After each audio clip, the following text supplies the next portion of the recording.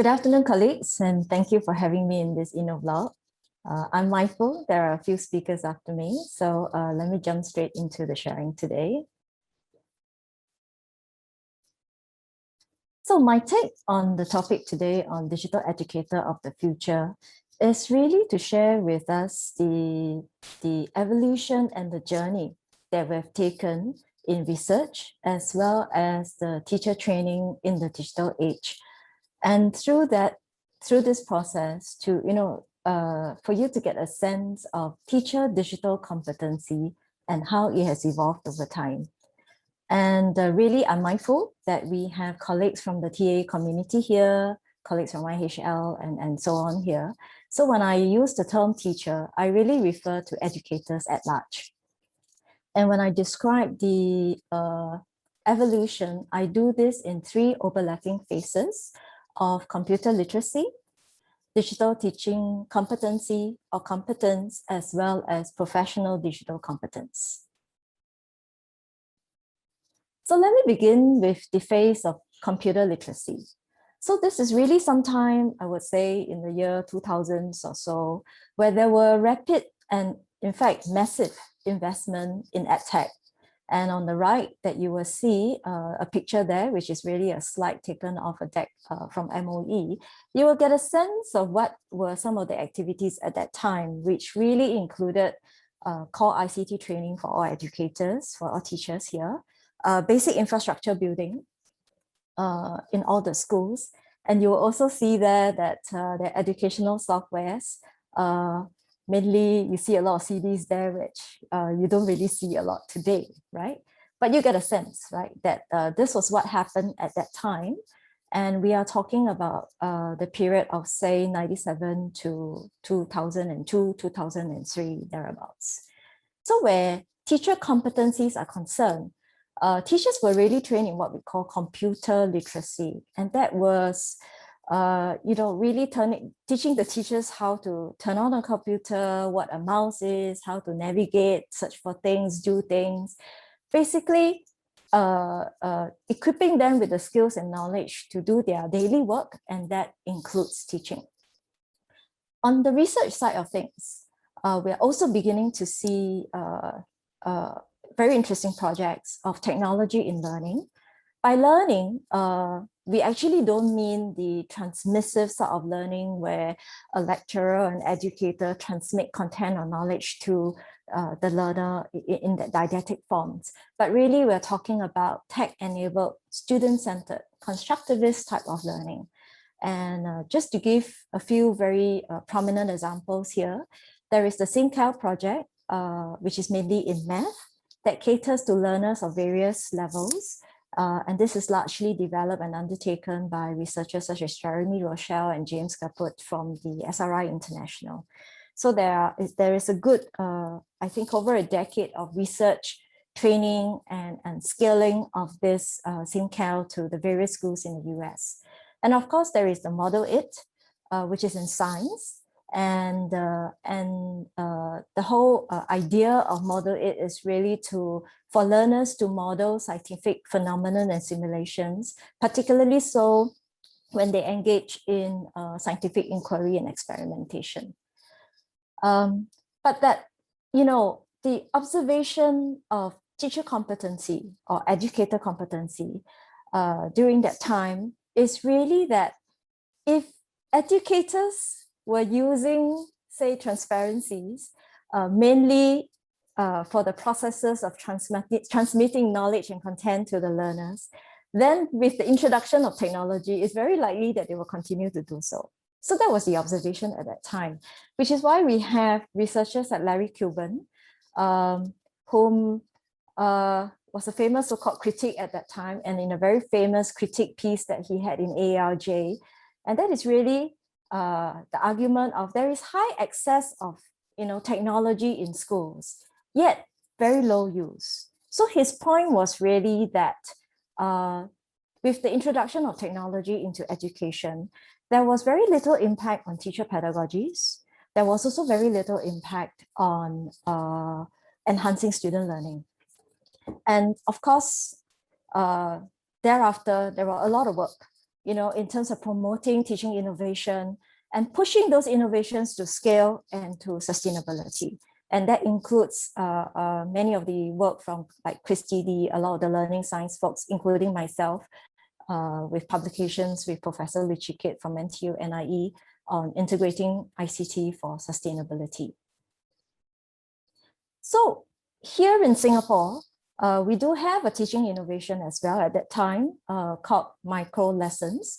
Not very much like the kind of micro learning that we are familiar with today, but that micro lessons is really a platform that is built off entirely of PowerPoint slides. And it's meant to be a student-centered type of a learning package for learners to navigate through to learn a variety of different subjects and topics. So what you see on the right here is actually an example that was done by my student. Wow, this was like, I would say sometime in 05, I think, 05, yeah, thereabouts. And this is a package that's using PBL on the learning of secondary school chemistry. In this case, is the topic of acids and bases. And in fact, what inspired this the design of this package at that time, like what kills he is the very popular TV program at that time called the CSI. And I know I just dated myself, but that really, I'm sorry to the younger colleagues among us if you may not be familiar with what CSI is, but you get the drift that this is the teaching innovation that is prevalent at that time, right? Moving on to the second phase. And so from a time of teaching teachers how to use computer, the focus then shifted to what we call the digital teaching competence. And really at this phase, we are talking about the goodness of fit between technology use and pedagogy. So during this time, there were also more published work in terms of framework, theories, principles, and such as what you see on screen right now on the bottom left-hand side, you have the late David Jonason's work on mind tools and meaningful learning. We have the SAMR and many others. And these were the content that we use at that time to train educators on how to use technology in teaching and learning. And the focus is really this, that we want to develop teachers' pedagogical beliefs.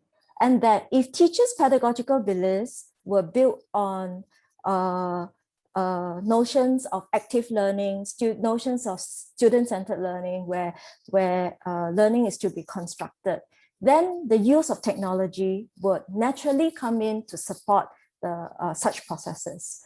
And of course, at that time, Peggy Erdman's work was fairly prominent. That she articulates and did quite a bit of a research on teacher pedagogical beliefs. Then sometime, I think in 06, 07, we had Mishra and Collar, and they mooted this idea of a TPACK or TPACK framework. And I think some of you may have heard of TPACK before. That stands for Technological Pedagogical Content Knowledge. And the idea of TPACK is really this, that it's really a framework that outlines the different types of knowledge bases that educators need to have in order to integrate technology meaningfully into teaching and learning.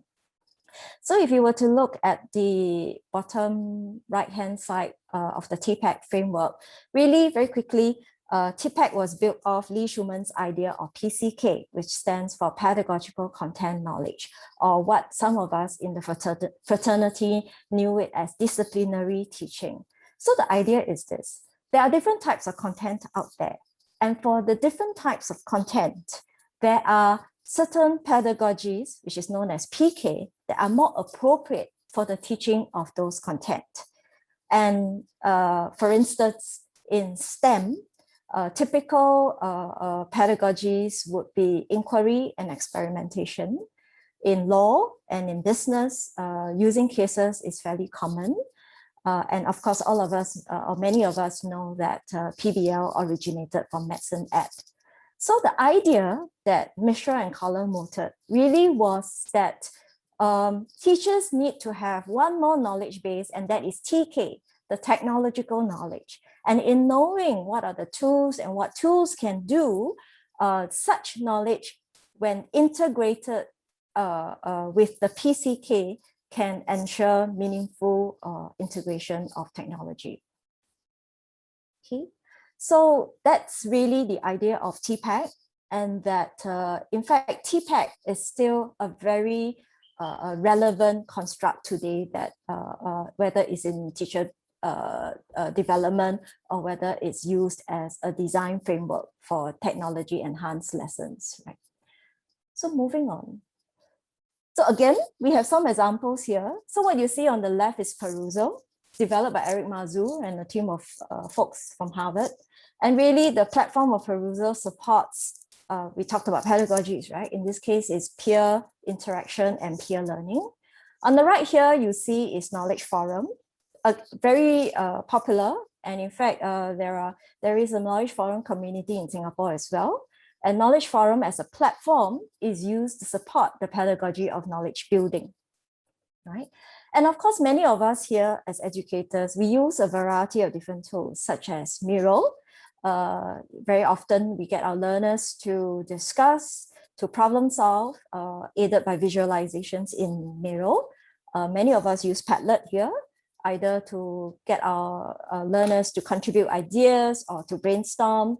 And of course, the use of Kahoot, when used at the start of a class, for example, is typically for the pedagogical purpose of eliciting prior knowledge. Or if used at the end of class, it's typically done as a form of reinforcement of the learning that has just taken place. So that's somewhat the second phase, right? Which leads me to the third phase, or the question of what then might be the future. So when IAL approached me to do this sharing, I was asking myself, what is the landscape today and of the future? I came up with a few things. Well, excessive content, I need not say more. I think you understand what I mean by that. But associated with that, it's really that there's so much out there right now that we need to get a sense of what is real, what is fake. How do we integrate different perspectives? What are the perspectives out there?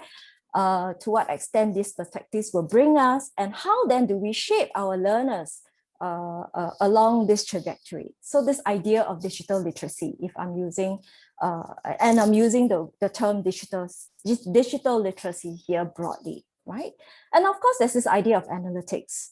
Well, these days, no matter what platforms we use, whether it's microlearning, LMS, software from the internet, very often it comes with a dashboard of sorts that tell us our learners' behavior, time in, time out, what have they viewed, how often, how long, duration, etc., etc. So data is everywhere now. And of course, there is the online learning side of things. So we have adaptive assessment, adaptive testing, AI, and generally, I think the publishers really are very aggressive in this. So McGraw-Hill has Alex, Pearson just bought over Smart Sparrow last year. But you get the idea that the landscape today is somewhat like this. And I think it will continue for a while.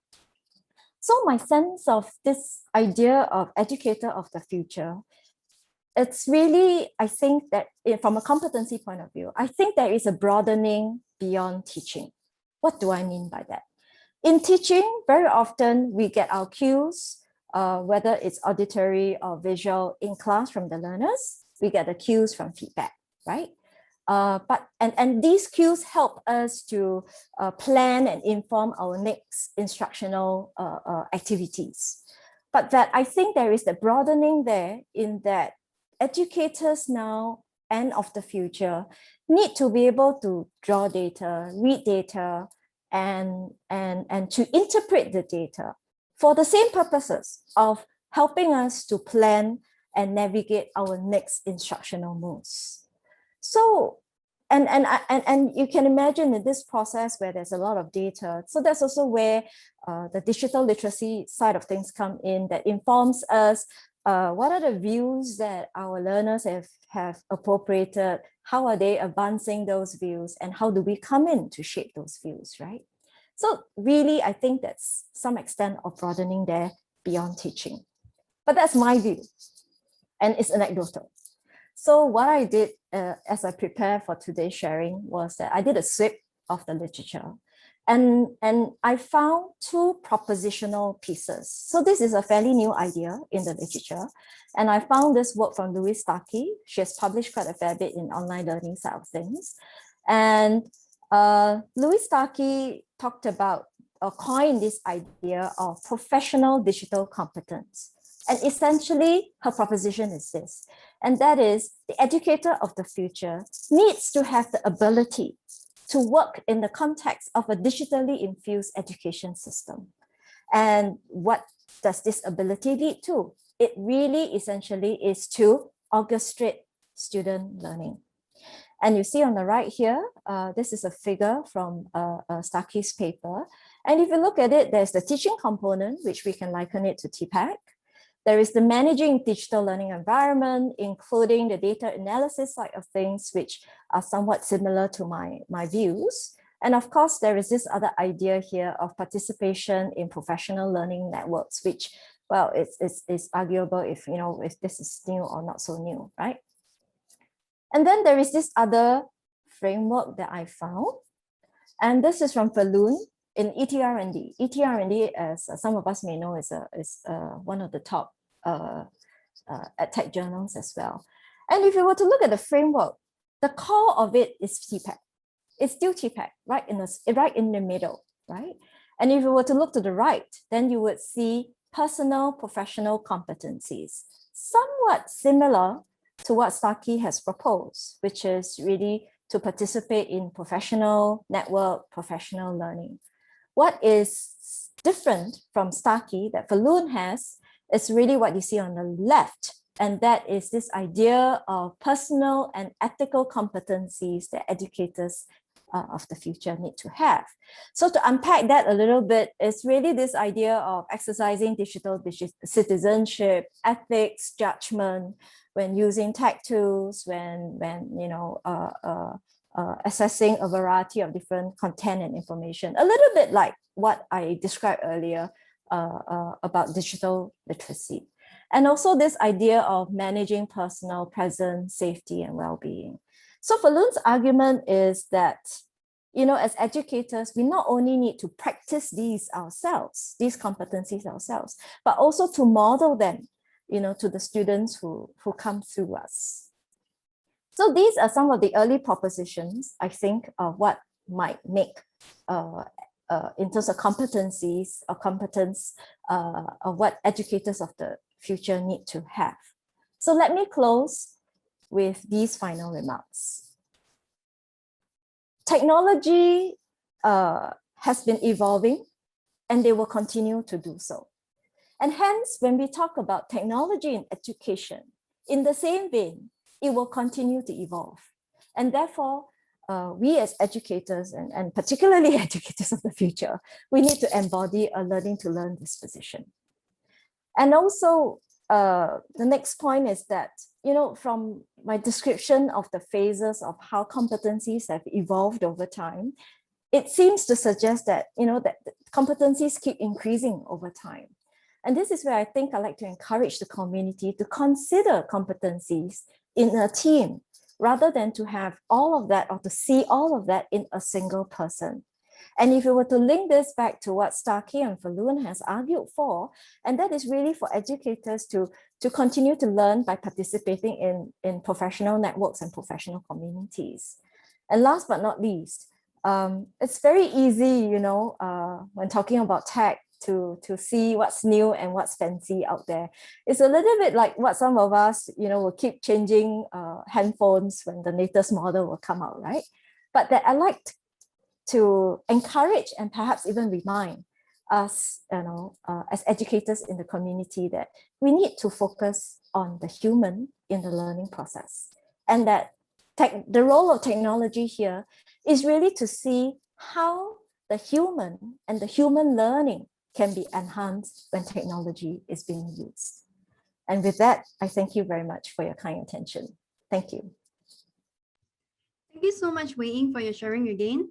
And so next up, we have Ita, who will be sharing with us the perspective of the learners. Ita, please. All right, good afternoon, everyone, and thank you, Wing, for giving and Inlet for giving me the opportunity to share my research finding with everyone. Let me share my slide.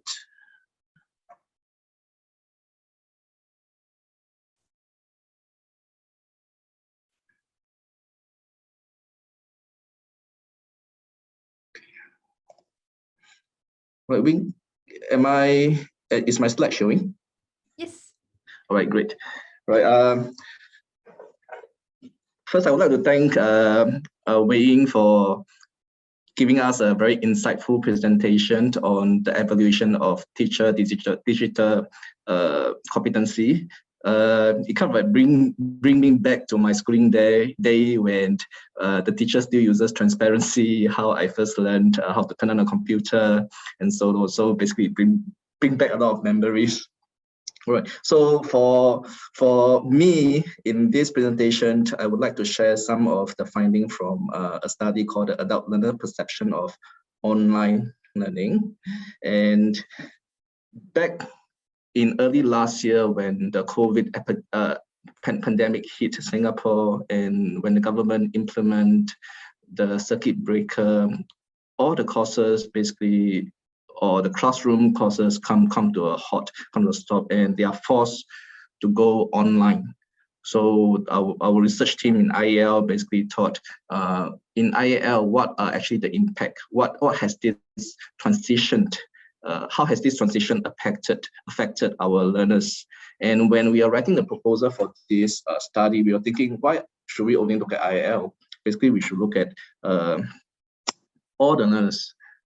How has this transitioned to online learning affected them? So in this study, we use a mixed method that consists of 1,300 respondents that did our quantitative survey, and we had 4 focus group discussion and 15 one-to-one interviews. That is the qualitative part. And for this study, we look at what actually impacted the learners in terms of what are the challenges and barriers that they face, what is their preference in terms of classroom learning or online learning, whether they prefer synchronous or asynchronous type of learning, and do they actually intend to carry on with online learning after the COVID, and as well as the effectiveness in the sense of how satisfied are they with their online learning, as well as whether they are able to apply their knowledge. So in this study, we are currently writing a report, and for the next couple of slides, I will basically provide a little glimpse of the findings that we had from this study. So from the orange bar graph that you see is that before circuit breaker, we can see that there's only about slightly over 5% of the learners that would prefer 100% online. But after the circuit breaker, after this transition to online learning, you can see that we have about more than a quarter of the learners that say that, yes, they prefer online learning. Online learning is actually for them. And if you look at the rest of the finding, you can see that those that prefer 100% classroom, after being forced to do some form of online learning, many of them actually kind of like prefer online. And from 37%, this proportion dropped to only about 7%.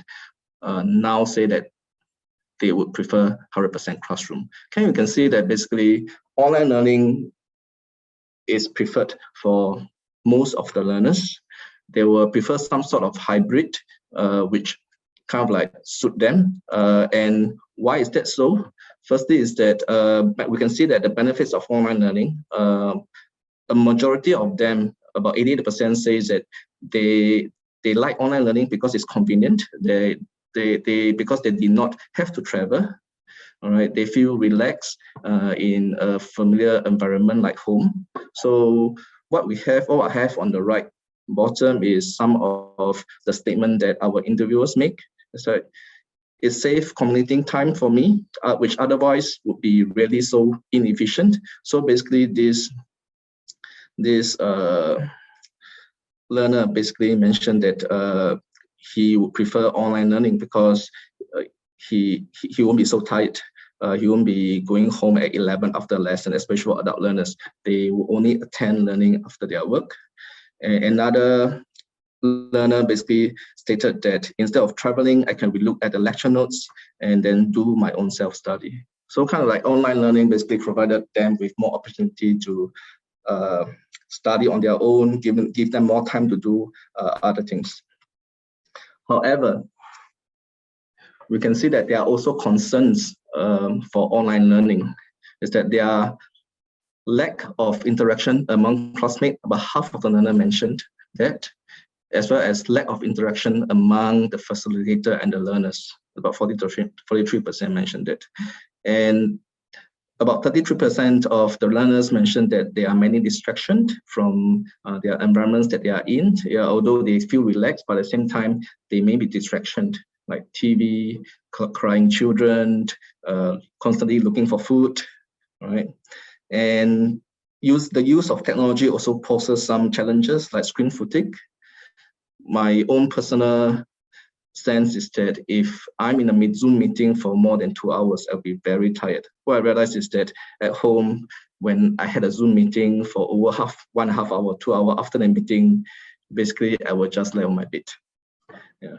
And they also have a sense that many of the instructors, they are not familiar with the use of technology, and basically we can't blame them because this transition to online learning happens almost overnight. The instructor basically, I believe, were all struggling on how to, or trying to convert all their learning content to online. And I believe many of them also wonder how is that done.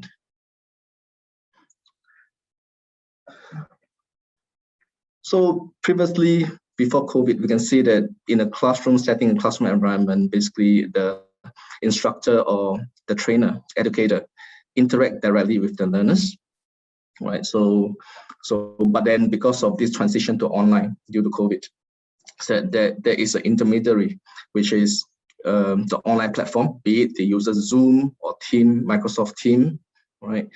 Before they can reach the learners. So from the learner side, there are complaints that there's lack of engagement, there's lack of familiarity with technology among the learners, there are distraction, they feel that they got no support. And from the trainer side, in a sense that there's a lack of, again, from the trainer, they need to pick up on the use of technology because of time constraint. Most of them just content dump their lessons online. They also found that there are insufficient resources that support them to conduct the online learning, all right? But then in Singapore, one benefit or one advantage that we have in Singapore as compared to the other developing country is that our internet penetration is rather high, around 80–90%, and basically more than 90% of our population have access to the internet. So in terms of running a lesson online, as compared to some other countries like Indonesia or Philippines, we have a big advantage because most of us in Singapore have access to the internet. So now is that what are the tools should the trainer be looking at? Should the trainer explore? What are the tools that can best help the trainer to reach out to the learners? So these are things that the learners and the trainer should be pondering, exploring. So for the learner's perspective, we can see that there is maybe a lack of familiarity with the use of application in teaching. So some of the comment that we have from the interviewees is that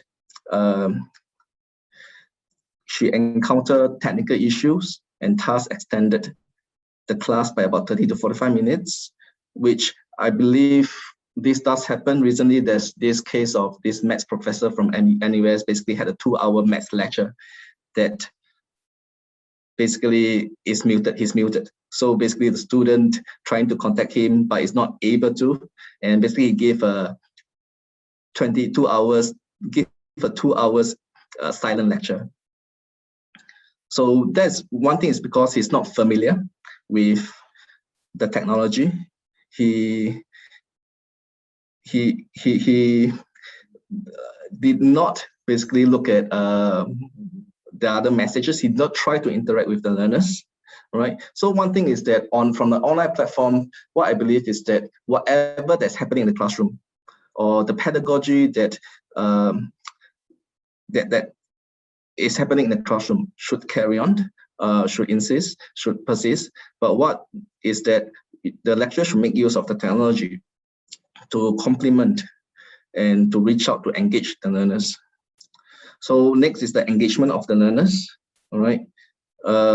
It is very important from the interviews that engagement of the learners by the trainer is very important. One of the learners basically state that it's either make or break the course if the trainers are engaging or not. So again, this shouldn't be just from an online perspective, is that they're not supposed to be a one-way communication in the classroom throughout.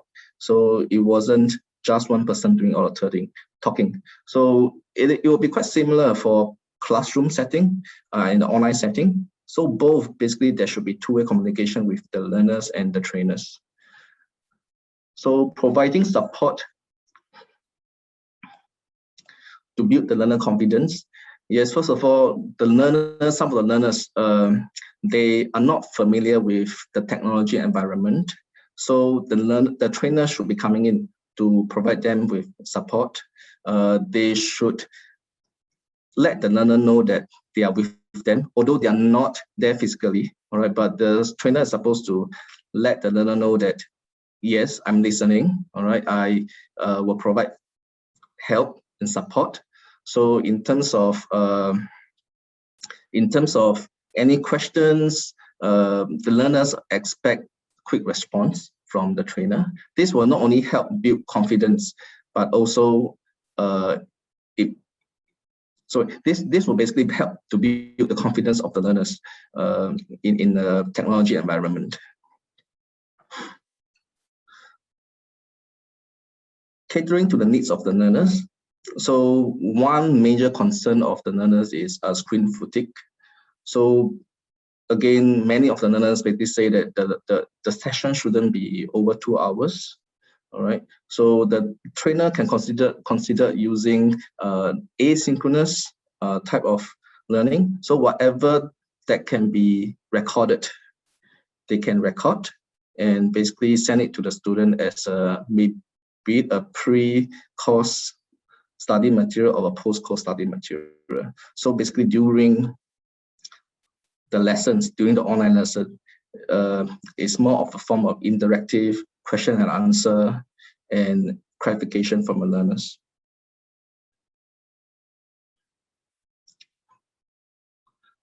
So to summarize, what the trainers should be looking at, they should tap on the technology that's available, right? Explore what is out there, all right? How technology can complement their teaching, right? Engage other educators, and they should share their own experience on how to improve their teaching in an online platform. They should also be providing additional support for the learners, some pre-lesson support in terms of how to help certain learners to get themselves familiarized with the use of technology, and as well as post-lesson support. And because of this screen fatigue, is that they should try to make their lessons shorter online, right? Make use of the asynchronous mode. But then that also means the educator need to spend more time to prepare for the course. And one interesting finding from the study is that we asked the learners about what do they see that they should be paying more or less for an online course, and majority of the learners basically say that they are willing to pay less. And when we ask them why, they said that because there's no food provided, there's no need for rental of the classroom, we don't get any physical materials. So this is a reason why they say that they're willing to pay less. But the thing is that there's one thing that they don't understand is that to prepare for online learning, the educator may need to spend more time in terms of using technology, preparing for the asynchronous mode of learning. So the learners didn't see that the trainer actually need to spend much more time in this area. Right, so that's the end of my presentation. Thank you very much. Thank you very much, Isa, for sharing. And I think you brought up a very good point about the fatigue and also to understand the expectations of learners so that we can better tailor our teaching to meet learners' needs. And so next up, we have Lele and John to share with us the industry perspective. Over to you, Lele and John. Hello, hi, good afternoon, everybody. Can you hear me loud and clear? Good? Yep. Okay, wonderful. So I'm Lele, and together with me is John, my colleague, and then both of us actually from Sky Digital. I'm really pleased to see more than 150 people in this conversation today, and I've seen some really interesting questions as well, and I hope to address some of these as we go along as well. Just to share a little bit of background, what we do, actually we are a very small practice. We focus primarily on digital content. I think just now Isa mentioned primarily on about conduct of learning, which is via Zoom or any other platforms. As you're well aware, the traditional sense of conducting training is actually do a lot face-to-face. And as we evolved, it becomes a blended learning whereby there are certain digital content as well as there are certain online, there are certain face-to-face elements as well.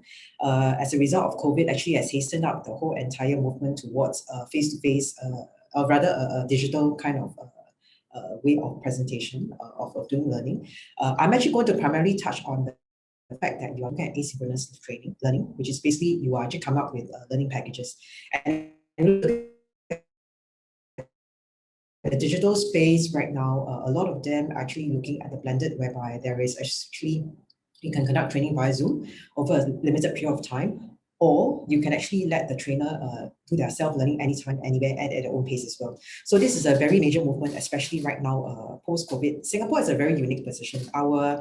I think everybody is quite heartened by the news that actually they're going to open up a little bit more in like before we reach phase 3, and there's a bit of loosening up. I think John Ta asked the question about what do we see about post-COVID.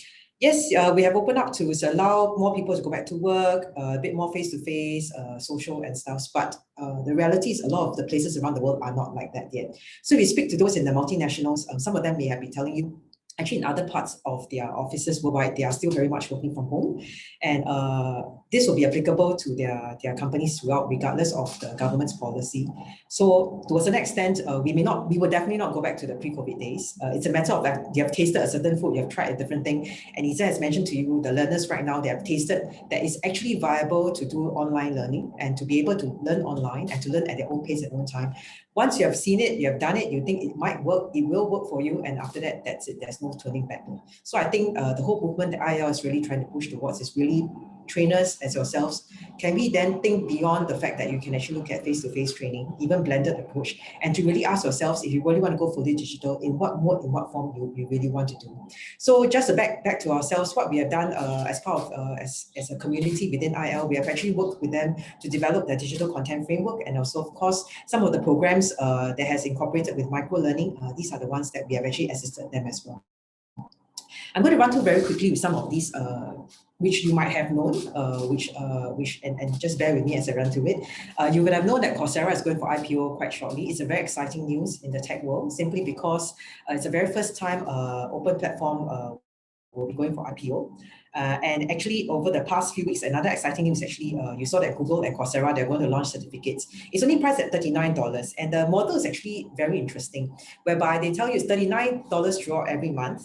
And what you will then do is, it depends on how fast you can finish the course. And after that, guess what? You get a certificate, and this will allow you to use that cert to look at a career transition as well as to apply jobs of interest to you.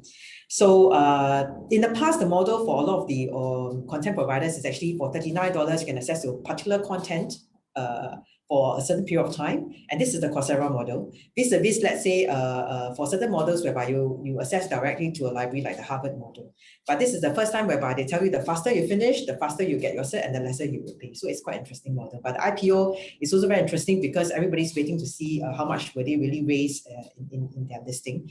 And another very exciting news over the past couple of months is actually you can see the blurring of lines between technology and training as well, whereby actually Microsoft has announced globally that they're going to Viva Learning.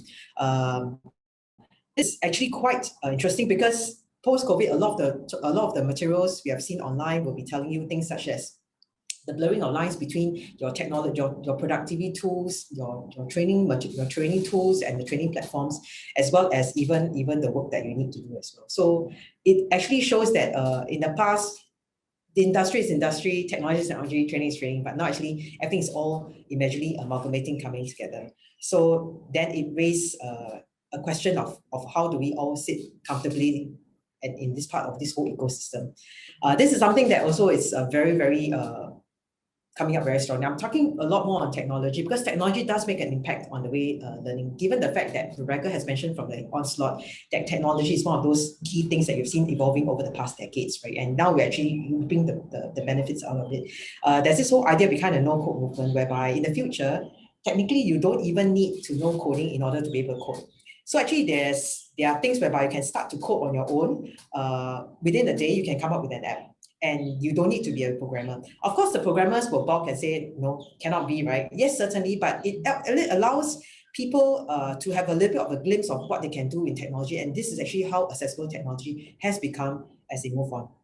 So then this is a question. I get asked this question very often. What tools do I use to come up with my learning packages? Which platform should I use? I've got clients that basically saying I want a lot of different features of the platform and platform first or content first and so on. But in actual fact, if you look at the platforms that's available right now and the tools, right, to a certain extent, it has been such a massive avalanche of all these tools right there that to a certain extent, it has even gotten a lot easier. So just to share with you, some of my trainers actually use things such as MemberVault or Teachery. And these are all very affordable platforms for you to start to put in your content and start to sell. Even for Teachery, they have started to do a bit of the catalog whereby you can actually see through the catalog and sort of identify which of the programs you want to sign up for as a student. And then you can actually go in for that training program as well. So it becomes very much a movement whereby to a certain extent, the technology is important, the platform is important, but it's gotten so easy that it's actually not much to be worried about.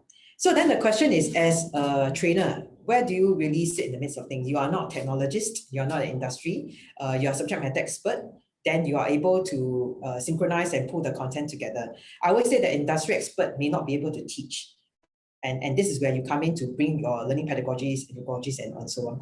So I would like you to think about these are the 5 key possible USPs that you want to really do yourselves. In this whole entire ecosystem right now where we reside, right, whereby you already paint to you the picture, the technology companies are coming in much more into the learning space.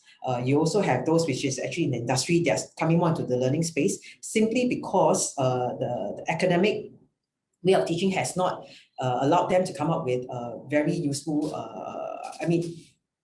we heard a long story about, for students that graduate from school, a lot of times what they learn in school and what the industry wants, there is a bit of a disjoint. So they are trying to close bridge the disjoint. Then the question is, where do you reside? So the 5 areas which I thought of is number 1 is actually the content that you have right now, rather than thinking of it in a very linear manner. It's really to re-ask yourselves, can you deconstruct, can you reconstruct, and can you structure and sequence your content differently? So in a way, when we look at digital learning, micro learning online, a lot of times we are looking at very much condensing the content that you have. Ask yourselves what are the critical things that you really want the learner to learn, because in the first 5 to 10 seconds is where you can capture their attention. Subsequently later, that's it. It's not like the classroom where they're hostage to you. The effectiveness of learning, to answer one of the questions that Johnson mentioned, is very different. The way we look at it is very different.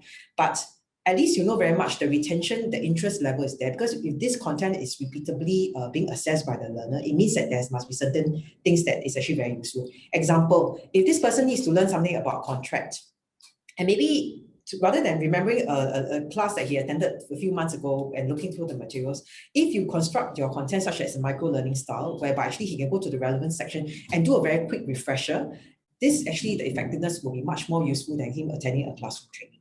Okay, but the way we design content is a little bit different, whereby we are looking very much from a user journey experience, from the experience of the user, and how do we then structure it very clearly. Structure is extremely important. The way you write is also important, because you've got to look into how much can you reach out, can you be relatable when the content comes along. And this also involves the skills whereby you need to look at whether the content on its own, as in a singular lesson, can it be independent, but yet when you stack it together, it's interdependent across the different modules that you have. And finally, it's dependent on the entire structure. Could it be part of the blended approach as well? So as part of the design for the IEL, ACLP programs and all the other packages, what we have done is every single lesson actually starts off, you can actually do it on your own. But yet when I look across the different modules all together, you notice actually there are certain way of whereby we can do it quite sequentially or in a way where you can see that there is a relevance. And what's really critical is like what Iza mentioned just now, a lot of the learners were asking about very much about, I want to make sure the content that I learn is actually really relatable to me. I can actually resonate, I can stick on with me. So actually a lot of times it's got to do with the contextualization. So there's one question that says, I can't remember, is it from one of the, I think BB was asking about the question, does it mean that we have gone international in terms of content? Yes, you're absolutely right. If you look at the Udemy, as a result of COVID, it has actually blossomed. It has done extremely well because everybody turned their attention to online. Even in Singapore, the whole idea about online learning is actually getting a lot of traction. The next generation of learners, in fact, it's not too far off. It's actually right now are actually all very attuned to online learning. You look at the university students right now, those that's going to join the workforce, those who are new to the workforce, these are the ones that's very attuned to the online learning. And actually then the question is, what is the differentiation of why they come to you and not everybody else? Is the ability for you to contextualize, be it in the way that this person is able to relate in terms of experiences and so on. And I think this is something that I really would like all of us to think very actively about. I've seen and I've spoken to a lot of subject matter experts, a lot of trainers. You have your area of expertise and strength, which is wonderful. But in this world of whereby there is no more borders, it's a borderless world, and whereby going digital means that you are not bothered by the geographical region or the fact that whether it's east, north, south, east, west Singapore. It's really got to do with the fact that you really want to even look at whether can you even expand beyond, because online, the beauty of online is actually it is repeatable. You do a one-time effort, but subsequently later you notice that it gets a lot easier, and a lot of times the content remains in for quite some time. So this is when I strongly urge everybody in the same industry, are we able to look at creating our own ecosystem whereby we can synthesize and create alliances and synchronize and find ways where we can support one another. So this is something I've extracted from a report which is called the Alliance for Action for EdTech Industry. It basically calls upon everybody to come together whereby we can do a variety of things together, whether is it we are test bedding certain things together, we are trying to put our best off together, come up with the Singapore Inc. approach. And from there, whether are we able to then sell it beyond the shores of Singapore and even to the regional or even the international markets. And this brings me to the very last point, which I think was quite important. I think really think big, start small, think big. The world is your oyster in this case, because with digital, you really don't have a problem accessing anywhere at any time. And I think most importantly now, even for those who actually have overseas clients, you'll notice this becomes a lot, going digital becomes much more important because you can't fly there, they can't come over. Then how do you then best present yourselves without you having Zoom fatigue? Because you said the learners have Zoom fatigue. When you conduct Zoom, actually it's very tiring as well. So these are things that I want you to think about. Whether are you able to even look at whether content-wise, can you license your content whereby it can be then marketed or sold in other parts of the world? Are you looking at even setting up an online academy, for instance, rather than now you have a physical academy? And the beauty of online is actually a lot of your costs could be, I wouldn't say it's different, it's little, because you still need to have learning platforms and so on, but at least you know the scalability is high. And third is, are you able to even look at content development such that you bring the best of Singapore to the rest of the world? Okay. With that, I will end off my presentation and we're happy to take any questions at this point in time. Thank you. Thank you, Lele, and thank you, John, as well. So thank you all speakers for sharing. It's very informative and certainly food for thought, especially what Lele mentioned about the TAE sector hopefully coming together because it's an ecosystem and we want to really synergize our efforts. So now let's dive deeper in this Q&A segment. And here is our first question. Okay.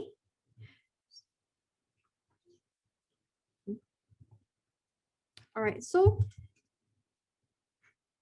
sorry, give us a moment here.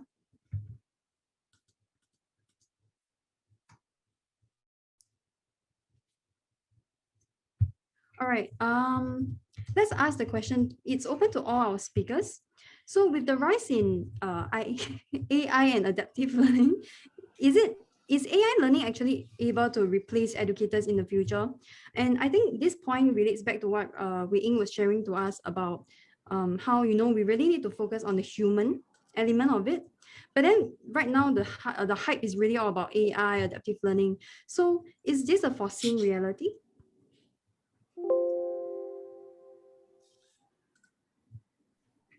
Sorry, anyone taking that question or It's open to all. it's open to all? Mm. Okay. Feel free.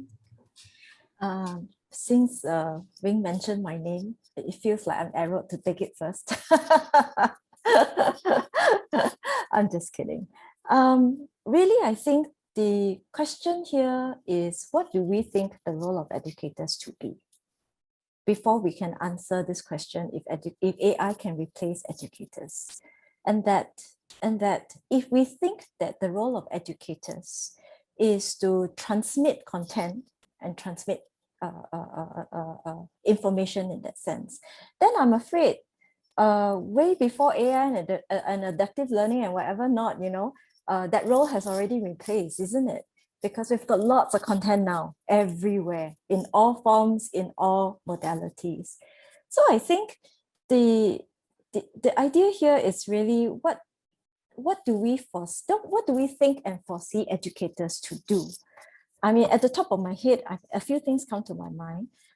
It's not so much to transmit content, but where content is concerned, to help our learners to make sense of it, right? So that's I think one of our key role. And traditionally, many of us talk about the teacher as facilitator. So that's probably along those lines, right? And then I would say that in this day and age, where it's really not just knowledge and information, but the use of knowledge and information. So the idea of application is very important. And this is also where I think the role of educators can come in. In fact, there's this, the movement now in applied education, having our participants to integrate work and learning, and this is also something that IAL is pushing quite a fair bit. It's exactly epitomizes the idea of application or applying and using content. I think there are some other softer aspects as well beyond content. And this pertains to educators modeling. We used to call them 21st century skills, but I think these days MOE has a different jargon known as the critical core skills. But the idea is the same, of how we as educators can model, can demonstrate, and even encourage and develop some of these transferable horizontal skills in our learners. And not to mention, of course, to remember we talked about, I mentioned a little bit about digital literacy and how there's an avenue there of modeling and demonstrating morals and values and some of these things there.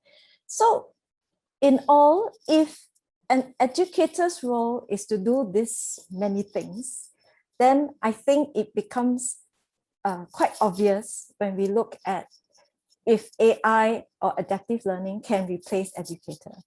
I like to think that AI in its current form, which is still largely a cognitive engine, probably not so, at least not so in the, at least in its current form. I don't think that's going to happen, considering the vast breadth that an educator needs to perform his or her role. So if I could also add on to Rebecca's point, right? I think there is also, at the end of the day, AI can only help you, it's repeatability. So AI, what it does is repeatability to a certain extent. Of course, it can help you to see whether are they able to infer and do certain things. But there are certain things which is, example, synthesizing, which is what a good trainer can do, is something which AI certainly cannot do it so well at this current stage. I still think that learning at some point in time, there's still a need for human intervention. So that means you need to have a human touch to it. So there were certain questions about the fact that, can you teach emotional? Example, take one of the questions that's on the Q&A right now, which is, how learning on effective emotional domain can be effectively taught with technology. Okay, I think there are certain things, example, to certain concepts, example, which is repeatable, which is on a structured basis. I want you to understand what is the meaning of, example, emotional and variety of things. And henceforth, this is actually things which you want some reflective time, all this can be done online. but it doesn't take away the coaching element. So actually, a lot of times I'm seeing a very good direction towards the fact that you make the best use of technology and the best use of the human touch in the program, rather than everything geared towards human, everything geared towards technology. At some point in time, they will have to find a way where we find the equilibrium and the balance.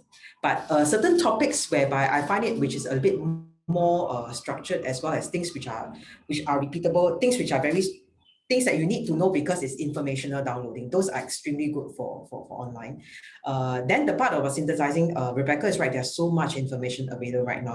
Everybody can be a doctor. Everybody can be a lawyer just by ask your BFF Google. But the question is, no one is really guiding you. And a lot of learners will tell you, well, I asked one question online. There's so many ways I could decipher it.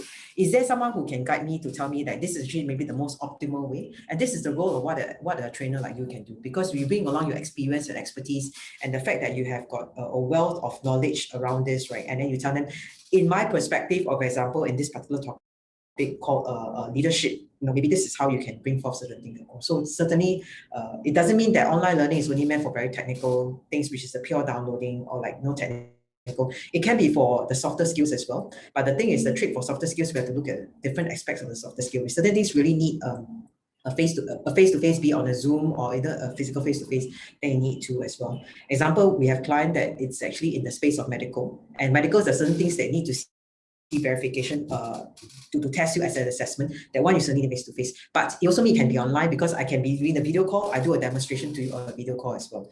So it depends on the severity of how you want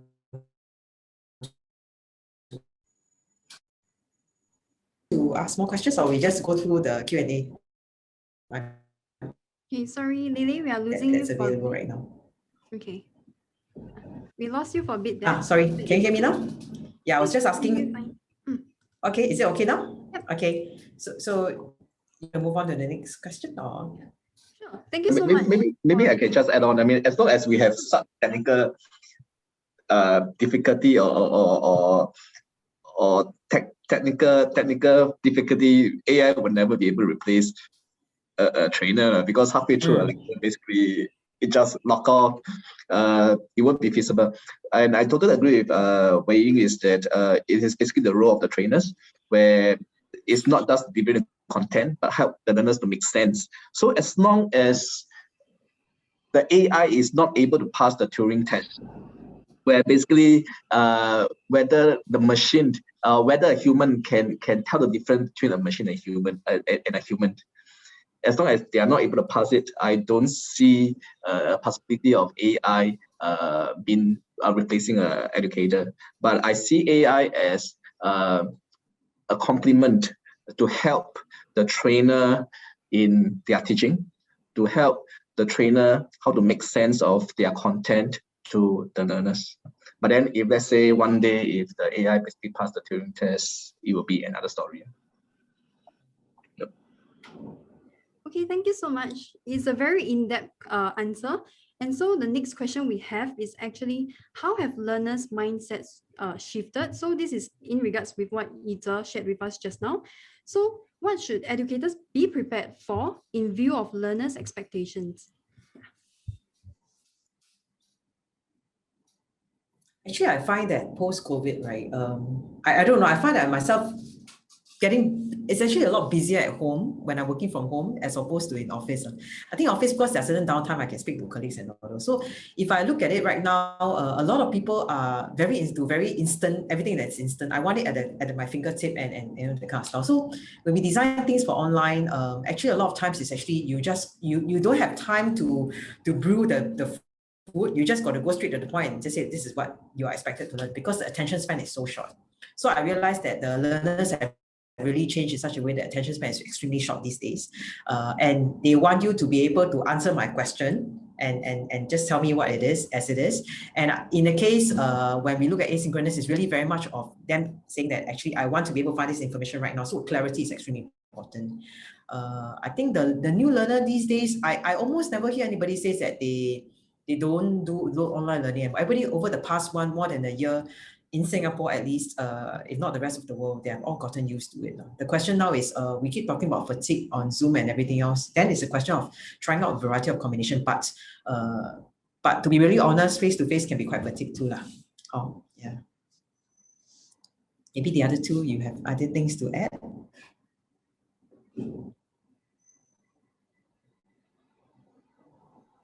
So maybe for the learner's mindset, in my study, what I realized is that I can basically split my learners into two groups. One, they are very self-directed.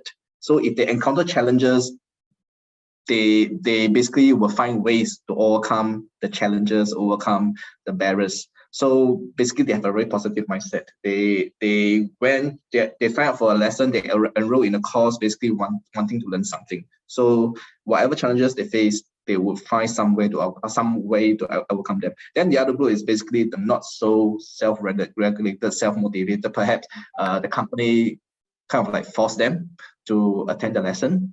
So for that group, if they encounter challenges, barrier, they will complain.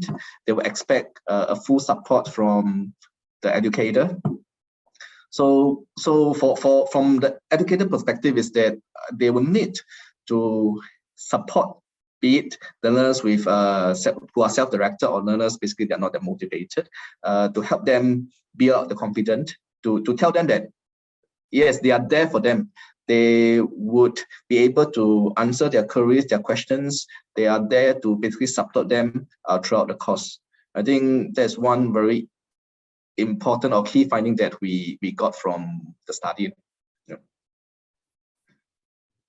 Thank you so much. And so, okay, right. The next question will be, will we see courses from different countries all over the world to be readily available to anyone in any country in the future, since digital learning is growing in prominence? Yeah. I can help with that question. Actually, this is happening right now, because if you look at SSGs, right? I mean, a lot of courses are from like Udemy, Coursera, and LinkedIn. LinkedIn is really big as well. You also have all the others, like even Harvard and so on. So actually, it is becoming, like I say, it's a borderless world. So there's nothing from stopping a Singapore content from being offered to an international platform to someone that's residing all the way in Russia, for instance. So I heard of trainers who fly around the world to give training and to give talks, but now online, actually, you can even fly to the remote places that you never consider going as well. So the question now then goes back to, do you have some content? Do you have something which differentiates yourself from the plethora of content that's available out there? How do you make yourself different as opposed to the next trainer that have similar that means we're similar subject expert. So this is where the way you are able to synthesize and put things together, and then the way how you present your content will be very different. So that's how you can differentiate yourself. I'd just like to share this resource that I chanced upon recently. So if you Google for this keyword called class trend, as in CLASSTREND, you will see that they have been tracking MOOCs since it started sometime in, or I would say not started, because MOOCs by and large started from George Siemens' time of connective MOOCs, that's in 2008, right? But sometime popularized sometime in 2011, 2012, all the way to today. And what was interesting is they track the number of learners in all the MOOCs platforms. They track the learner growth rate. They track the growth of the number of courses. They track the number of people who actually put up MOOCs courses, as in content. And some interesting insights that I gleaned recently from that website and from that tracking. And that is from a learner participation point of view, it seems to be plateauing off. 2020 is an outlier because of, we all know why. But by and large, from a trend point of view, it's plateauing off, and that instead of offering individual courses now, there's also a twist in the trend, starting sometime in 2018, that places around the world are offering certificates. It could be short program, postgraduate type of courses, and even the degree type of courses.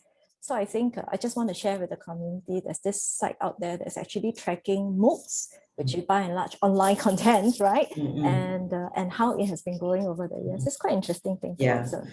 So maybe to echo Rebecca's point, right? Something which I also seen a little bit more, but I must anecdotal, which is basically the traditional academic certifications are actually the value that's associated with it seems to have sort of reduced a little bit. Yet, actually, in the industry itself, example, in a tech firm, right, they are looking at example, do you have actually certs from, example, some of GE, for instance, you have certs from Google and so on and so on. So it's very industry-based kind of cert. It's not like, of course, the brand name is there, but they're not in the traditional space of an education provider. So this is actually quite interesting. It means that actually in the future, they really want to look at very much in application, very much about making sure that whatever you learn and whatever you learn either online or whatever is all applicable. And the way for them to look at really en masse is really to go online. And that's why you notice for Google, they don't even offer anything that's face-to-face. It's just purely go straight online. And they recognize that actually they are good at the subject matter expert, but they may not be good at the learning pedagogy or reaching out to the learners. That's why they are working with Coursera on that. Thank you so much for sharing that. It's very interesting. All right, so then the next question is from our Q&A. What is the effectiveness of learning using technology then versus face-to-face facilitation? So this kind of goes back a little bit to what we talked about, where AI replaced face-to-face, but then we are focusing on the effectiveness portion of it.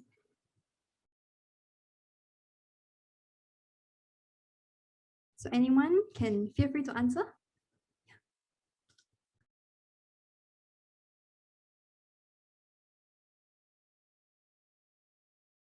No one?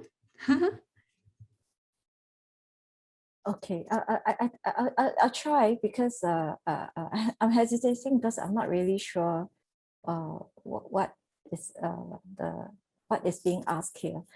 Tech in education, as in the use of tech tools, is it happens both in the face-to-face facilitation as well as in the online space. In fact, in blended learning, very often we talked about how learning that's represented in technology can be used across both platforms, and that permanence nature of that learning that is on the technology that's represented both in class. Learners will use, like Knowledge Forum, for example, it's something that the learners will actually use in class. And because of the permanence nature of that, it continues into the online space. Because to deepen one's learning, it's not something that you just draw off the fly. You need to, synthesize. You need to think through, and all that knowledge that were represented in the online space is the platform for one to do so. So hence, I think that if I could just attempt this question with my assumption or interpretation of what this question is, I think this is probably asking about online learning versus face-to-face in using technology, and that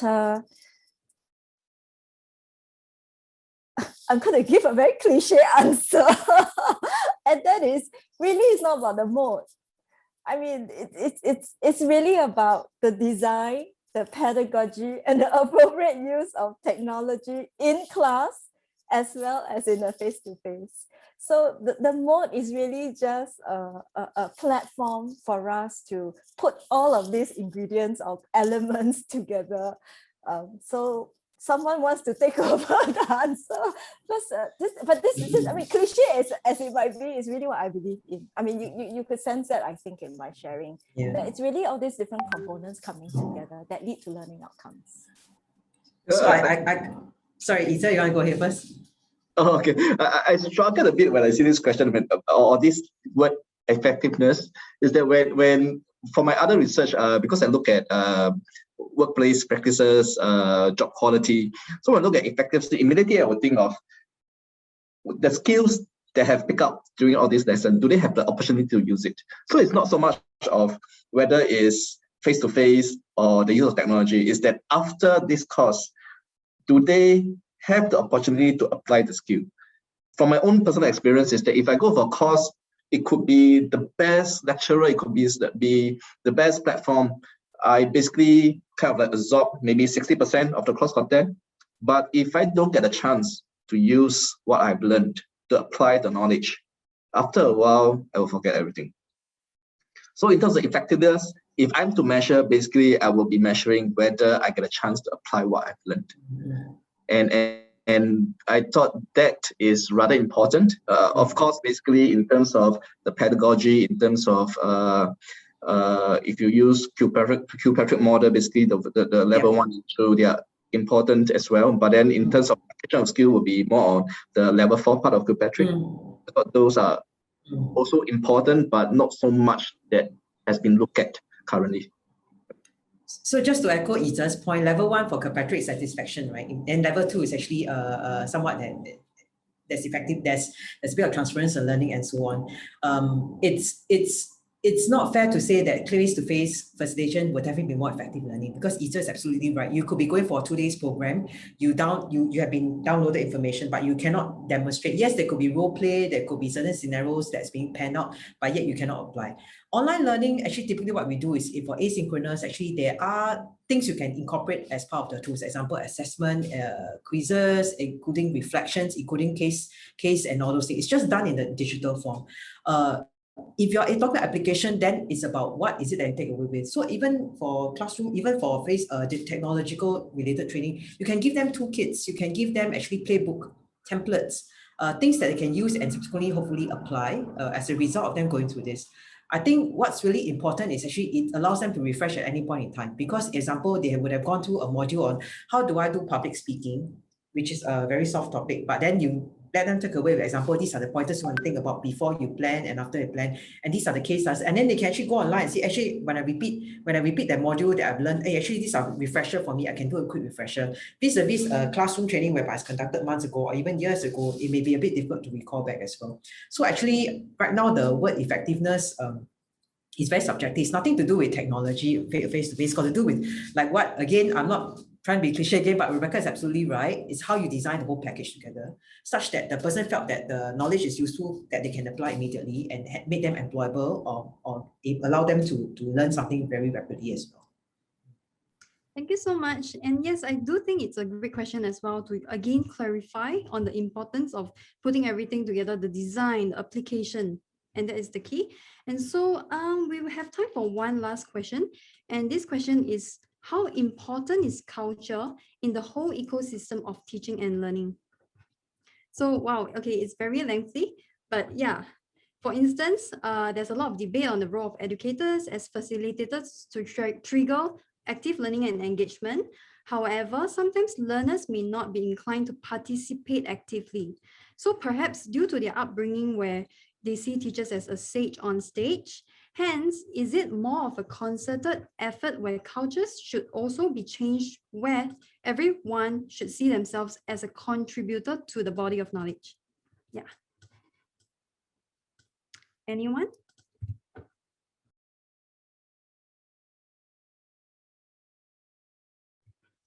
So let me repeat the question again. It's how important is culture in the whole ecosystem of teaching and learning? Actually, the whole movement that we are looking at right now is very much into workplace learning, right? And peer learning. Even reverse mentoring is actually creating traction as well. So when you talk about a sage on the stage, wow, this is a I actually thought that compared to like 5-10 years ago, I think the sage on stage thing is not as obvious lah. Everybody recognized that fundamentally we do not have the answers to all the questions. And to know all the mysteries of the universe, right? But I think importantly, it's actually I do feel that compared to many, so the culture has changed a little bit. The fact that the slightly more mature generation is embracing being able to sort of recognize, especially post-COVID, that there are certain things that they don't know. I ask my children a lot of questions about how do I use certain things in Google, because it's something that I'm not as familiar with, right? And I actually thought that has really it all starts with you in your mindset. The culture is all, we embody the culture. So if we think that this is the movement that we can actually demonstrate and show it to others, it will certainly influence. And I really see the young people these days, they are very open to this whole idea of peer learning, learning together. It's part and parcel of their curriculum, the way it's being designed. And I see at workplace, I mean, in a startup space, actually, it's all about whoever who has the best idea, we just come together and so on. And that goes very well for learning as well. Yeah. So I really like the idea of workplace learning. I think that's more important, peer learning. And importantly, it's actually on learning from whoever that, we felt that it will be of use to you. So learning is no longer confined to just classroom or whatever. It's actually all over. So the whole movement about learning is actually you can learn from anyone everywhere. But the question is, how do you bring the best of learning together? And that's where, as an educator, as a trainer, this is where your forte comes in. So actually, oh yeah, Wei Ying, please go ahead. Oh, I was just going to share that culture has an influence on teaching and learning, certainly. In fact, there's been a lot of studies, particularly, when we talk about social constructivists, meaning making, and how meanings does not come about in vacuum. Meanings come about because of the culture in which the meaning is being made. So people like Jean Dave, Etienne Wenger, Barbara Rugoff, their work very much draw on culture and looking at culture and how culture influences learning. So to the question, I think it's a very good one in that culture indeed plays a key role. And when we talk about but that's theory, right? So when we talk about in practice, we can think about culture in our own class, in our own lessons. How do we build whatever culture that we want to build? And then, of course, now in my work in the university, I also have to consider how do we build a culture at the university level, right? And of course, your work at IAL, which is at the national level, then how then do we want to build a culture at the national level and even at the international level? So yes, indeed, culture is important and it's something that we should consider when we think about teaching and learning. Thank you. Thank you so much. Yeah, so actually in the end, it really is about bringing the whole our ecosystem together, everyone synergizing our efforts. All right, and so before we close the Q&A segment, do our speakers have something you'd like our viewers to take away from this session? The key takeaway, please.